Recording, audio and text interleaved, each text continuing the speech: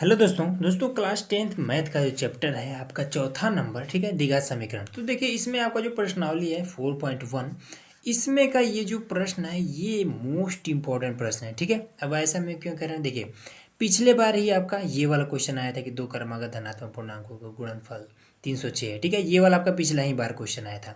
ये वाला जो क्वेश्चन है ये आपका 2020 में आया था, ठीक है। अब इस तरीके से ये वाला जो आपका क्वेश्चन है ये भी शायद शायद से आपका 2022 में आया था, ठीक है। हमें पूरा याद नहीं है पर इस टाइप का क्वेश्चन आया था, ठीक। तो इसलिए ये वाला जो आपका प्रश्नावली है मोस्ट इंपॉर्टेंट है। तो इस प्रश्नावली का बिल्कुल आसान तरीका मैं आपको समझाता हूँ कि किस तरीके से आप एकदम से इजीली इसको हल कर सकते हैं, ठीक है। आपको अगर देखना होगा तो क्वेश्चन बैंक या फिर अनसॉल्व पेपर में देखेंगे तो ये सारा क्वेश्चन आपको मिल जाएगा इजीली, ठीक है। तो चलिए इसको बारी बारी से इसको हल करते हैं। तो देखिए यहाँ पर हमने क्वेश्चन नंबर 1 यहाँ पर नोट कर लिया, ठीक है। बिल्कुल आसान है। इसमें कह रहा है कि जांच कीजिए कि क्या निम्न द्विघात समीकरण है, ठीक है। ये वाला क्या द्विघात समीकरण है। अब आपको पता होना चाहिए कि द्विघात समीकरण आखिर में होता कैसा है। तो देखिए ये होता है कि ए एक्स का स्क्वायर प्लस में बी एक्स प्लस में सी बराबर में 0। अगर इस टाइप का इस समीकरण इसको हल करने पर इसको अगर हल करें इस टाइप का आ जाएगा तो ये द्विघात समीकरण है, ठीक है। देखिए ए के स्थान पे कौन अंक होगा, बी के स्थान पे कौन अंक होगा, सी के स्थान पे कौन अंक होगा, ठीक है। उसके बाद से देखिए यहाँ पर अंक नहीं भी हो सकता क्योंकि जहाँ पर एक आता है वहाँ पर एक लिखते नहीं है, ठीक। जिससे एक अगर यहाँ पर आएगा तो यहाँ पर तो लिखेंगे, लेकिन जब एक गुणे में आता है तो केवल ये एक्स रहेगा, ठीक है। एक बार यक्स आना चाहिए जिसके घात में 2 है, दूसरा बार यक्स के घात में केवल 1, मतलब कि कुछ नहीं होना चाहिए, ठीक है। तीसरा बार केवल अंक आना चाहिए। चलिए इसको हल करते हैं, देखते हैं ऐसा आता है कि नहीं आता है। तो इसको हम एक्स प्लस 1 है यहाँ पर तो ए प्लस बी के होल स्क्वायर पर इसको तोड़ देंगे तो ये आपका हो जाएगा यक्स का स्क्वायर प्लस में ए का स्क्वायर एक ही रह जाएगा प्लस में आपका 2x हो जाएगा, ठीक है। गुणे में एक रखेंगे तो उस एक का कोई मतलब नहीं है। अब इसको गुणा कर देंगे तो 2x प्लस में आपका 6 हो जाएगा। इन सभी को इधर ले आएंगे तो यक्स का स्क्वायर प्लस में 1 प्लस में 2x, फिर इसको इधर लाएंगे माइनस का 2x माइनस का 6 बराबर में 0 हो जाएगा। इससे आपका ये कट जाएगा, ये और ये आपका क्या हो जाएगा, जुड़ जाएगा, ठीक है। ये तो माइनस लगा है तो घट जाएगा। तो यक्स का स्क्वायर इन दोनों को जब घटाएंगे तो आपका माइनस का 5 बराबर में 0। अब इसको आप चेक कर सकते हैं कि क्या इस टाइप का है। स्क्वायर तो है लेकिन ये वाला मामला गायब है पूरा, ठीक है। तो लिख देंगे द्विघात समीकरण नहीं है। तो द्विघात समीकरण नहीं है, ये आपको हो जाएगा, ठीक है। आइए अब दूसरा वाला कर लेते हैं, इसको चेक कर लेते हैं। तो यहाँ पर है आपका यक्स का स्क्वायर माइनस में आपका 2x है बराबर में इन दोनों गुणा कर देंगे तो माइनस का हो जाएगा 6, फिर इसका इसमें गुणा करेंगे तो प्लस में 2x हो जाएगा, ठीक है। अब इन सभी को इधर बुला लाएंगे तो यक्स का स्क्वायर माइनस का है आपका 2x, इसको लाएंगे तो प्लस का 6 हो जाएगा, इसको लाएंगे तो माइनस का 2x हो जाएगा बराबर में 0, ठीक है। ये और ये जुड़ जाएगा तो यक्स का स्क्वायर माइनस में आपका 4x और प्लस में आपका 6 बराबर में 0। अब ये वाला देखिए आप कि सेम इस टाइप का है, स्क्वायर भी है, एक बार एक्स भी है और यहाँ पर सी के स्थान पर 6 भी है, ठीक है। तो लिख देंगे द्विघात समीकरण है। तो द्विघात समीकरण है, बस यही आपका आंसर हो जाएगा, ठीक। तो इस तरीके से 4-5 प्रश्न और है उसको आप स्वयं कर लीजिएगा, ठीक है। अगला क्वेश्चन हम आपको बताते हैं। अब देखिए यहाँ पर हमारा क्वेश्चन नंबर दूसरा कह रहा है कि निम्न स्थितियों को द्विघात समीकरण के रूप में निरूपित कीजिए, ठीक है। मतलब कि यहाँ से हमें क्या करना है, सिंपल जो आपका द्विघात समीकरण के रूप में ला करके छोड़ देना है, ठीक है। ऐसा इसमें यहाँ पर कह रहा है। लेकिन देखिए आपको जब एग्जाम में पूछेगा तो अब ऐसा ये वाला चीज़ नहीं लिखेगा, डायरेक्ट आपका ये वाला दे देगा और आपको बताना होगा लंबाई और चौड़ाई, ठीक। ये दोनों चीज़ आपको बताना होगा। तो चलिए हम आपको पूरा प्रॉपर तरीके से बता देते हैं। तो यहाँ पर हम लिख दिए हल। अब प्रश्न को पढ़ते हैं। कहता है कि एक आयताकार भूखंड का क्षेत्रफल यहाँ पर 528 मीटर स्क्वायर है, ठीक है। तो जब एरिया बताता है तो ये हमेशा स्क्वायर में लिखता है, ठीक है। कहता है कि क्षेत्र की लंबाई चौड़ाई के दोगुने से एक अधिक है। हमें भूखंड की लंबाई और चौड़ाई ज्ञात करनी है, ठीक है। तो इसकी जो लंबाई है चौड़ाई के दोगुना से, ठीक है, मतलब कि चौड़ाई के जितना भी चौड़ाई है उसका दोगुना से एक अधिक उसकी लंबाई है। अब हमें पता ही नहीं कि चौड़ाई कितना है, तब अब इस कंडीशन में क्या करेंगे, एक काम करेंगे, लिखेंगे कि माना, ठीक है, माना चौड़ाई या फिर भूखंड की चौड़ाई जो भी मानिए, ठीक है। भूखंड की चौड़ाई हम मान लेते हैं कि यक्स मीटर है, ठीक है, यक्स मीटर है मान लेते हैं। अब इसके बाद से अब इसका लंबाई कितना हो जाएगा, तो भूखंड की लंबाई कितना हो जाएगा, तो क्या कह रहा है कि जो लंबाई है चौड़ाई के दोगुने से एक अधिक है। चौड़ाई हमारे यक्स है, इसका दोगुना 2x हो जाएगा, दोगुने से एक अधिक है प्लस का 1 मीटर इसकी कितना है लंबाई है। ये इतना क्लियर हो गया। अब इसके बाद से आयत की बात कर रहा है, ठीक है, क्षेत्रफल इतना दिया हुआ है, तो आयत का क्षेत्रफल क्या होता है, तो लिख देंगे प्रश्नानुसार आयत का क्षेत्रफल बराबर होता है लंबाई गुणे चौड़ाई, ठीक है। आयत का क्षेत्रफल यहाँ पर दिया है 528, ठीक है, 528 दे रखा है।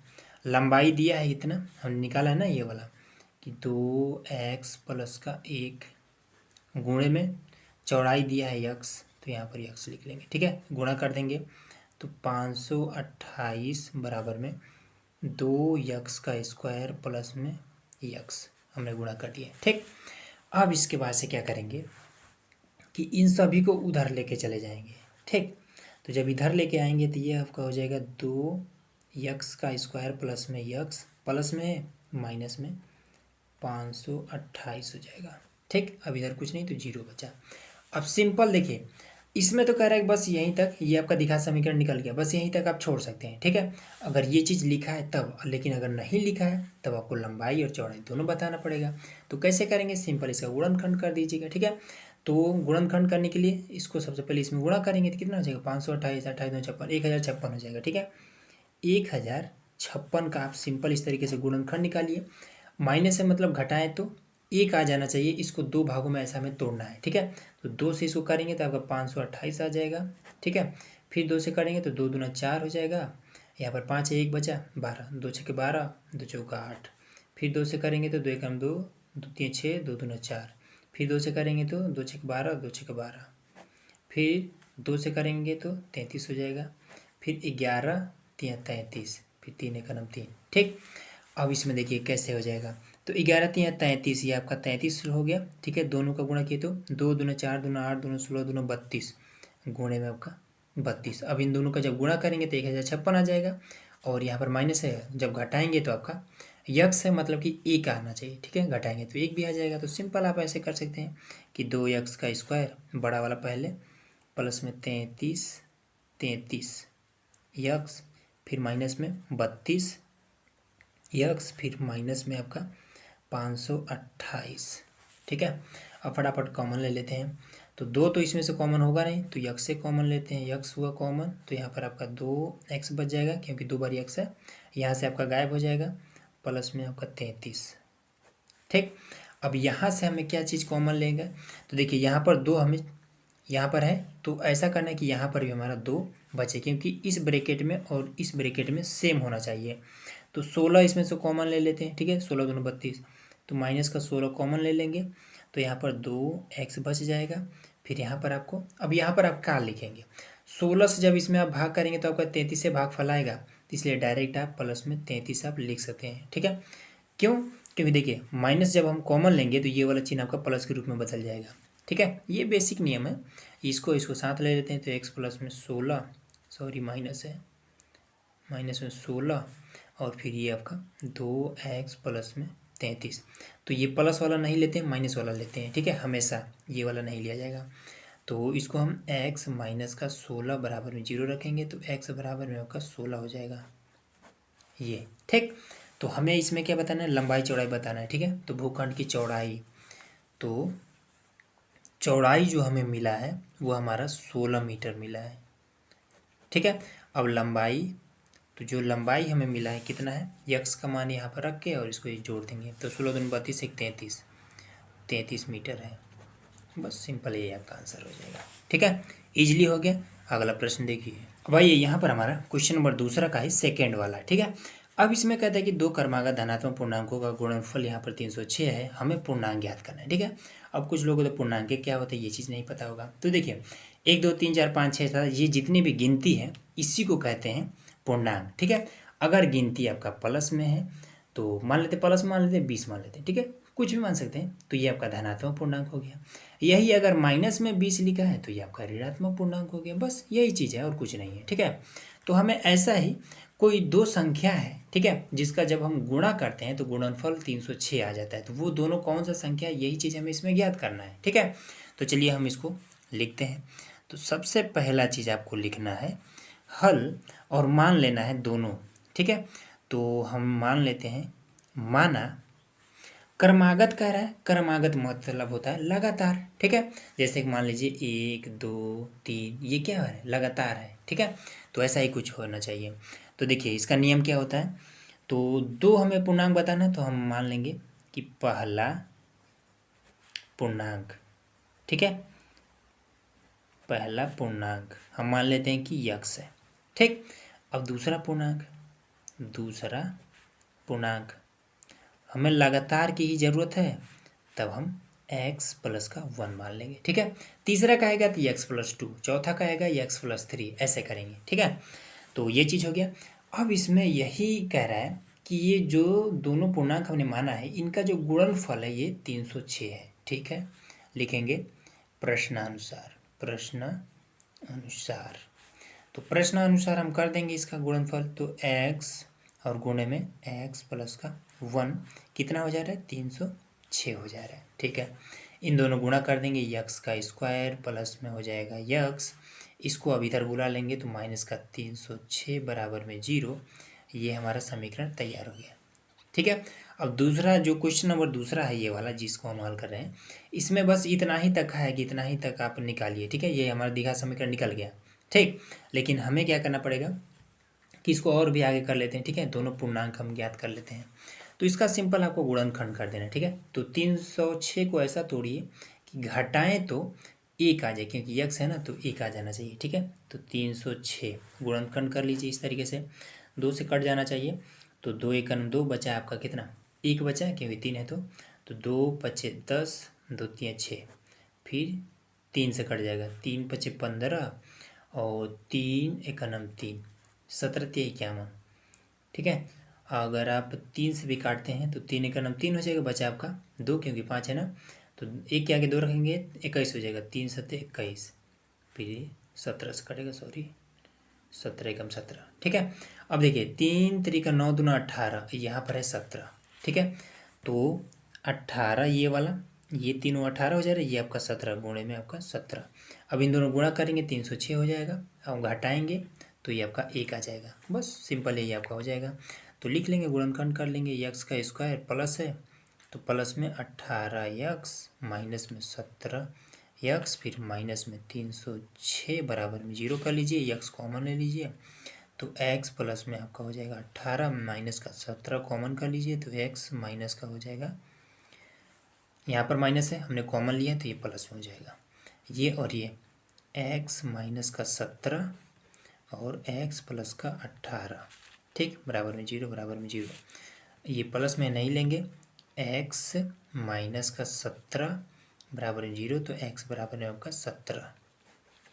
ठीक है, तो इसमें दो पूर्णांक हमें लगातार बताना था, तो पहला पूर्णांक मिला है हमें, पूर्णांक वो हमें मिला है 17। ठीक है, लगातार की बात कर रहा था, तो दूसरा जो पूर्णांक हमें मिला है वो हमें मिला है कितना, 17 रखेंगे, 17 के 18 हो जाएगा, 18। बस सिंपल ही आपका आंसर हो गया। ठीक, इजीली समझ में आ रहा है। अगला देखिए, अब आइए यहाँ पर हमारा क्वेश्चन नंबर है तीसरा। ठीक है, बहुत ही आसान प्रश्न है, बस ध्यान से समझिएगा। कह रहा है कि रोहन की माँ उससे 26 वर्ष बड़ी है। ठीक है, उनकी आयु का गुणनफल अब से 3 वर्ष बाद या फिर पश्चात, दोनों एक ही चीज़ है, 3 वर्ष बाद 360 हो जाएगा। हमें रोहन की वर्तमान आयु ज्ञात करनी है। ठीक है, कैसे ज्ञात करेंगे, देखिए कह रहा है रोहन की जो माँ है उससे 26 वर्ष बड़ी है। ठीक है, अब हमें पता ही नहीं कि रोहन का कितना उम्र है। ठीक, तो हम मान लेंगे कि माना रोहन की आयु, ठीक है, या फिर वर्तमान आयु जो भी कहिए, रोहन की वर्तमान, रोहन इस समय कितने साल का है, हम मान लेते हैं वर्तमान आयु, हम मान लेते हैं कि x वर्ष है। ठीक है, अगर रोहन अगर इस समय x वर्ष का है तो रोहन की मम्मी कितनी वर्ष की हो जाएंगी, तो रोहन की माँ की आयु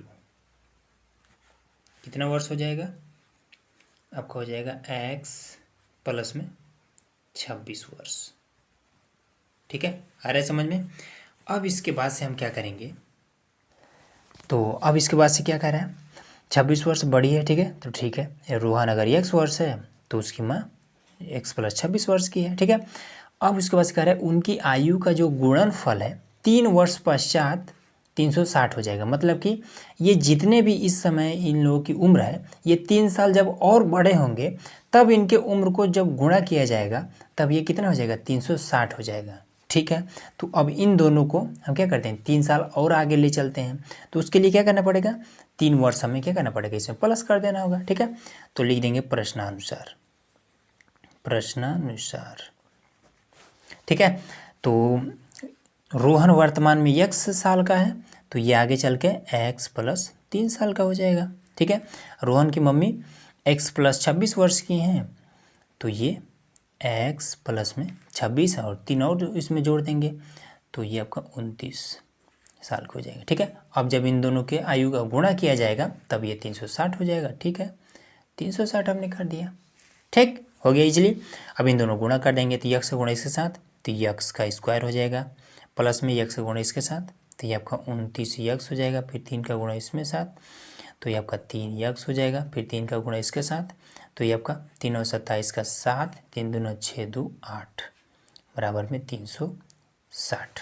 ठीक, अब इन दोनों को गुणा कर दें, सॉरी जोड़ देंगे तो यक्स का स्क्वायर प्लस में ये आपका 32 एक्स।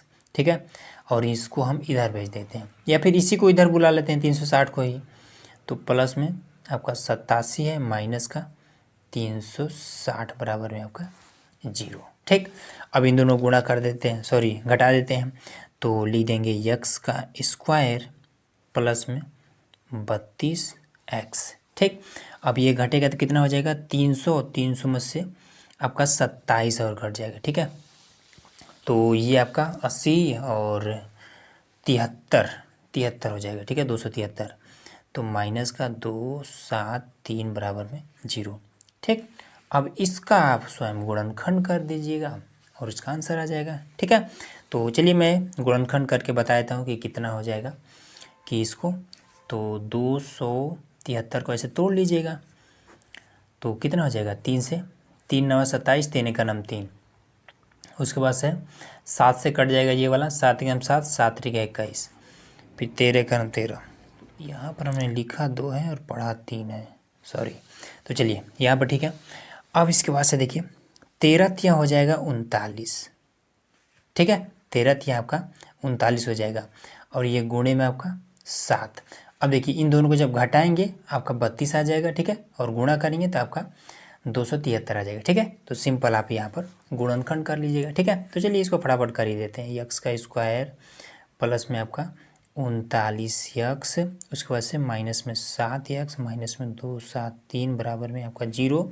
तो यक्स को कॉमन कर लेते हैं, यक्स प्लस में आपका हो जाएगा 39, माइनस का 7 कॉमन कर लेंगे तो यक्स माइनस में आपका प्लस में हो जाएगा 39, उसके बाद से एक्स माइनस का 7 और एक्स प्लस का 39 बराबर में 0, बराबर में 0। ठीक है, अब ये नहीं लेंगे, एक्स माइनस का 7 बराबर में 0 तो एक्स बराबर में आपका 7। ठीक है, मतलब कि रोहन की जो आयु है, रोहन की आयु बराबर में आपका 7 वर्ष है। सिंपल आपका आंसर हो गया। ठीक है, अगला प्रश्न देखिए।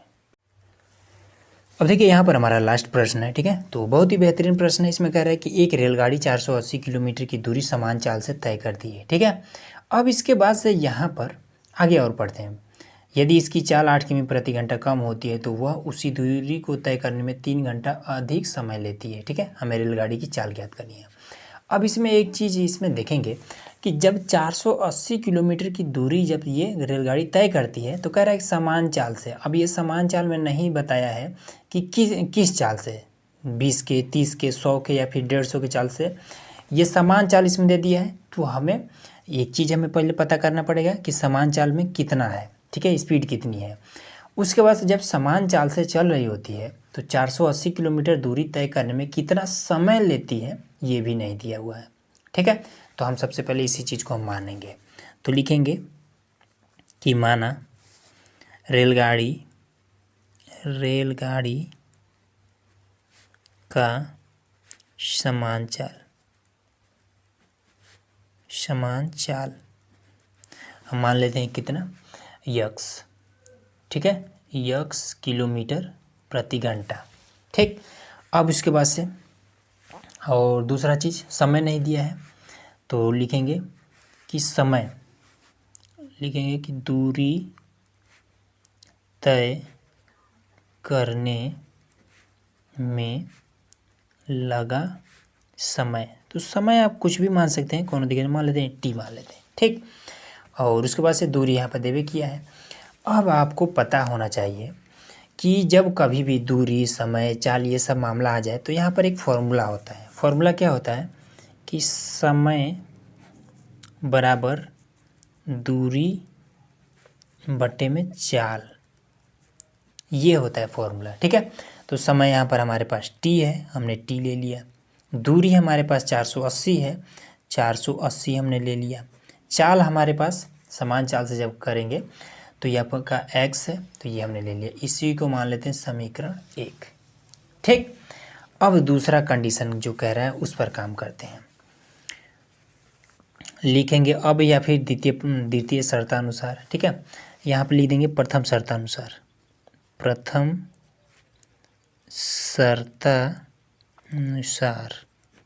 ठीक है। प्रथम शर्त में यही बोला है ना, दूरी 480 किलोमीटर, समान चाल, समय हमने ज्ञात ही कर लिया है। अब इसके बाद से अब द्वितीय शर्तानुसार,